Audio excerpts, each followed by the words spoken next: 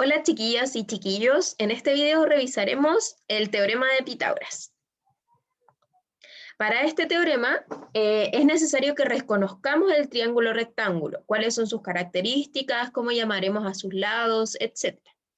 Veamos. Les iré haciendo preguntas y la idea es que ustedes las vayan respondiendo como en su mente o tomando apuntes. Igual les voy a ir dando unos segundos para que piensen las respuestas, ¿ya? Entonces, ¿qué es un triángulo rectángulo?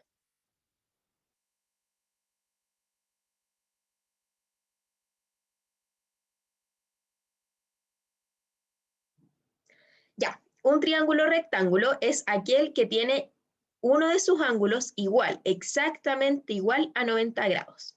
Igual yo les pregunto a ustedes, ¿podría un triángulo tener más de un ángulo que mide a 90 grados? ¿Es posible esta situación? Por ejemplo, tener un triángulo que tenga dos lados de 90 grados o uno que mida 90 y el otro 95. ¿Es posible que esa situación ocurra? Dejo abierta esa pregunta para que la investiguen ustedes o apliquen sus conocimientos pasados, ¿ya? Luego, entonces, tenemos que asegurarnos de que el triángulo que nos entregan tenga un ángulo de 90 grados. En caso de que nos den la información en un dibujo, nos lo señalarán con un cuadradito, como está acá, y este indica que dicho ángulo mide 90 grados. Si no está este cuadradito, o no lo dicen en el enunciado, nosotros no vamos a poder afirmar esta información.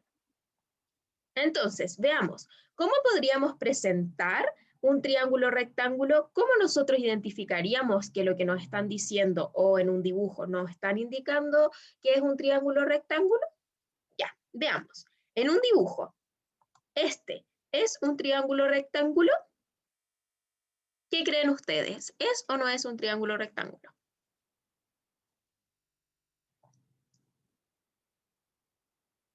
Bueno, no es un triángulo rectángulo, pues solo observando no podemos asegurar de que uno de sus ángulos mida 90 grados. Los dibujos son referenciales. Entonces, ¿qué tiene que tener el triángulo para que podamos afirmar esta información?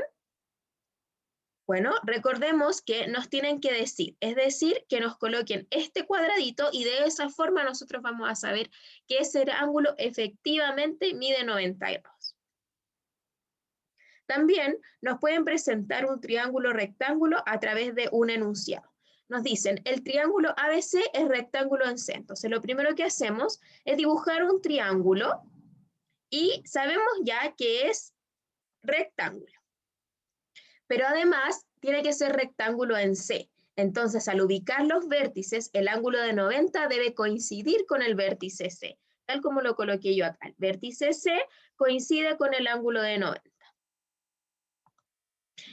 Te invito a responder estas preguntas. Para ello, pausa el video para tener tiempo para pensar.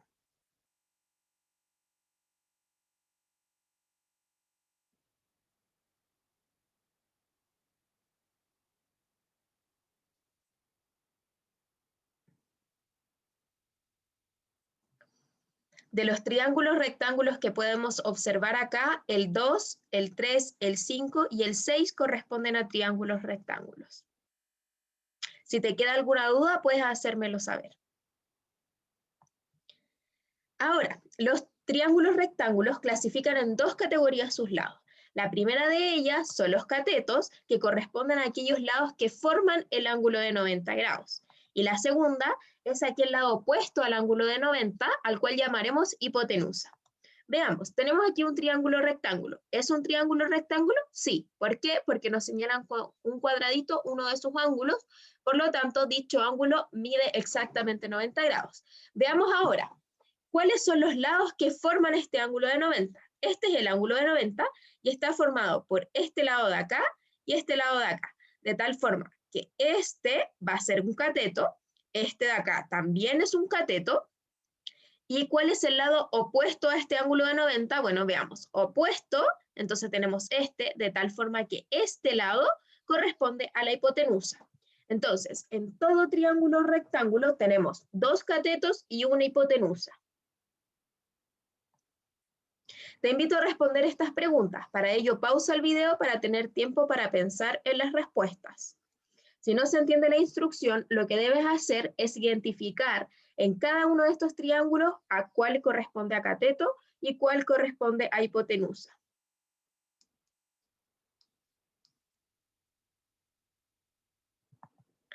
Veamos ahora el teorema de Pitágoras. ¿Sí? El teorema de Pitágoras es un teorema que nos permite relacionar los tres lados de un triángulo rectángulo, por lo que es de enorme utilidad cuando conocemos dos de ellos y queremos saber el valor del tercero. Aquí tengo presentado yo el teorema de Pitágoras de la siguiente forma. Dice, en todo triángulo rectángulo, el cuadrado de la hipotenusa es igual a la suma de los cuadrados de los catetos. Entonces tenemos que el cuadrado de la medida de la hipotenusa va a ser igual a la suma de cada uno de estos catetos al cuadrado. Entonces tenemos que la hipotenusa al cuadrado es igual a cateto 1 al cuadrado más cateto 2 al cuadrado. Otra utilidad que le podemos dar al teorema de Pitágoras es que nos permite comprobar si un triángulo es o no un triángulo rectángulo. Entonces, si nosotros tenemos tres números, tres medidas de lados que nos cumplen el teorema de Pitágoras, dicho triángulo va a ser un triángulo rectángulo.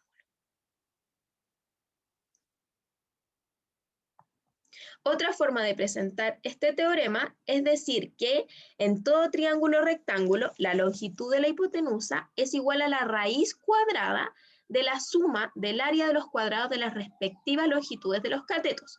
¿Sí? Entonces, es como si nosotros acá formáramos un rectángulo, o sea, un cuadrado del lado A, y dijéramos el área de ese cuadrado que se forma más el área del otro cuadrado que se forma es igual a la raíz cuadrada de la hipotenusa.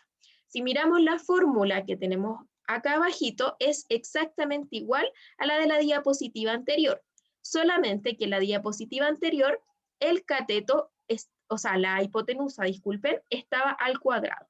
Pero nosotros ya estudiamos que la operación inversa a la potencia al cuadrado es la raíz cuadrada.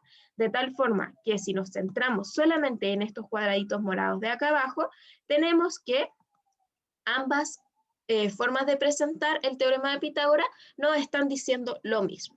A la larga es el mismo teorema, solamente que es otra forma de que nosotros lo leamos o lo entendamos. Vamos a ver la comprobación de este teorema, ¿sí? Entonces, notemos que para completar este cuadrado, que es el que se forma con la medida de la hipotenusa, es decir, el lado C, se utilizan los cuadraditos que se forman en ambos catetos. Los invito a ustedes a pausar el video en esta parte e identificar si efectivamente utiliza todos los cuadraditos o le falta alguno, etc. Veamos otra forma de comprobar este teorema.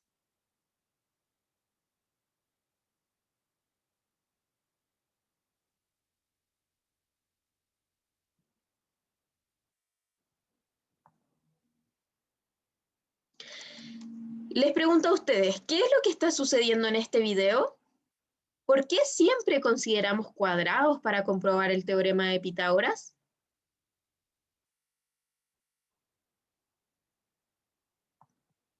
Te invito a que menciones tres números enteros que cumplen el teorema de Pitágoras. ¿Por qué son tres números enteros? Ahí te estoy dando una pista, porque recuerda que necesitamos una medida para el cateto, otra medida para otro cateto y una medida para la hipotenusa. Entonces, menciona tú tres números que nos cumplan el teorema de Pitágoras. Ese ha sido el video del día de hoy. Nos vemos en la próxima clase y si tienen dudas pueden hacérmelas llegar con anticipación.